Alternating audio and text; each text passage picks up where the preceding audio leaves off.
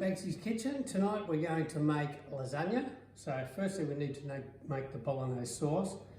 So we will need about half a kilo of minced pork, jar of passata, 2 or 3 cloves of garlic chopped up brown onion, and then some lasagna sheets. I'm gluten intolerant, so I use the Barilla gluten-free. They're better than these ones, but if you can't get them, then these are fine too. Also, you'll need to have a tray to put the lasagna in, and Parmesan cheese and shredded tasty cheese, which is, yeah. Alrighty, so we've ground off the onion and garlic together, and we're now going to add the pork. So this will be too much sauce for one lasagna. However, you just freeze what's left over, and it's good for spaghetti, or you'll make another lasagna later, or make a bigger lasagna. It's up to yourself. So we just fry this beef off. Break it up a bit so it's not in big clumps when you make your sauce. Also, turn your oven on straight away, because once the sauce is ready and we assemble the lasagna, we need to put it into a hot oven. So we don't want to be having to wait for the oven to heat up. So this is all coming along nicely. And if you've got fresh herbs, great. If you don't, Italian herbs are fine. So a good pinch in that. And salt and pepper. I normally season at the end because you don't know how much salt you're going to need. As it reduces, it could become too salty. So we're going to get back when this is ready for the next stage. Alright, so that meat's fried off nicely now. We'll add our passata. So I had a little bit left over from a previous jar, so we'll use that up. Now don't use the whole jar, because you're going to need some for your lasagna. You're going to need about a quarter of the jar, and I'll explain that reason why later on. So we just mix this through. Now the passata is just a tomato sauce. Some people make their own tomato sauce. That's fine. Use that. But when you use passata, you don't need to put paste in, because it's thick enough. And the only thing you may need to do is add a little water, but we'll see how it goes. So that's going to be on we'll let that simmer for probably 10 or 15 minutes. Then we'll season it and we'll start assembling our lasagna. Alright, so that's been simmering for about 10 minutes. We will add some pepper and some salt.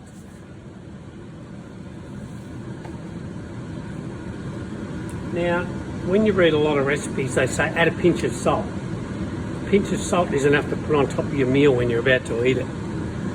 When you've got to season something, okay, we don't want it over salty, but we still need to be able to taste it, and the salt brings out the flavours. So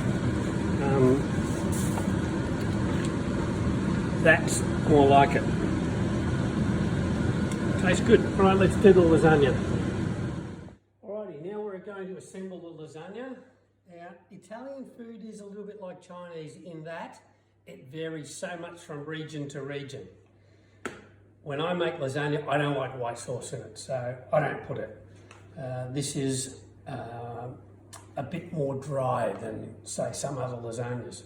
Right, so we're going to start it, and what we do to stop it from sticking to the bottom, we put some tomato in the bottom, which is a passata. That's why I said to save some. And then we just spread that around, and then we put sheets of lasagna. So this one, just like that, maybe split that one, do it over your thing so if it breaks it just falls in. Then we put meat. Now this is really quick and easy. So shredded cheese, Parmesan cheese, sprinkle, another layer of meat. So we've done that way with the first lot of sheets. Now we go this way on the second one. That way, maybe another one there. And the same process. Read again. Spread it out. Well, I don't like it really thick. Lots and lots of sauce. I want the sheets of pasta. So, more cheese, more parmesan. You can chop up ham and put in that as well if it's a really good quality ham, or bacon. And that's also very good. So if you forget which way, just touch and you'll feel the gap. So back that way. This time we're going to go on this side, just so that we don't have lines in the same spot all the time. That's all right. More sauce. Again. Nice. Cheese. Parmesan. Shredded.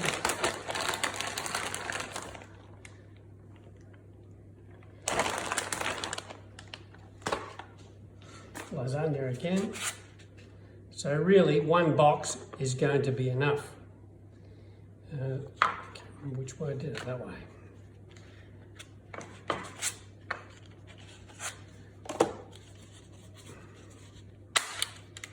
That'll do. And one more. So we actually do just have enough of the sauce. I thought we'd have a bit, usually I have a bit extra over, so that's right. Put all that in. Now you can put another layer of pasta on top of that, but we don't have that one, that one, that one, and we've saved our tomato, so that's why we have more tomato. A little bit of water. We need to add water to this as well, so put a little bit of water in your pan. You don't waste any of that sauce. Spread that around. And some water.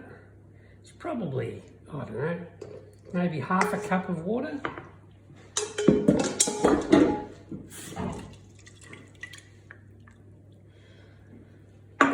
Cover with foil and then into the oven for about 45 minutes.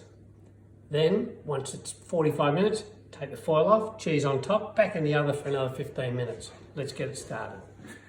Okay, it's covered with foil, shiny side up, down, so dull side up. My understanding is that the shiny side reflects heat and we want the heat to go in. So that's why we have dull side up. All right, so that lasagna has now been in for 45 minutes. So we'll open it and just gently, so we don't take all the pasta off. Now we'll put some cheese on top. You can also just test it with a knife, and if it goes in real easy, it's cooked. It's still a little bit hard. So it's not quite cooked. It'll need about 15 more minutes. And if it's drying out, you can just tip a little bit more water on it, but this looks fine. So, more cheese. We'll pop this back in the oven, and the oven was about 170 degrees. Back in the oven, another 15 minutes and all ready.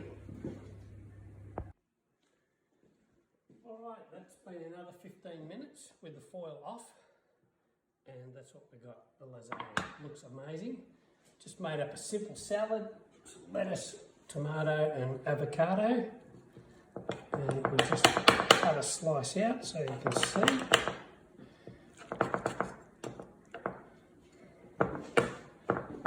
And it's very hot, need to be careful. Look at that, beautiful, nice and moist, not dried out. I'm going to have enough for lunch for the next couple of days by the look of it. Enjoy.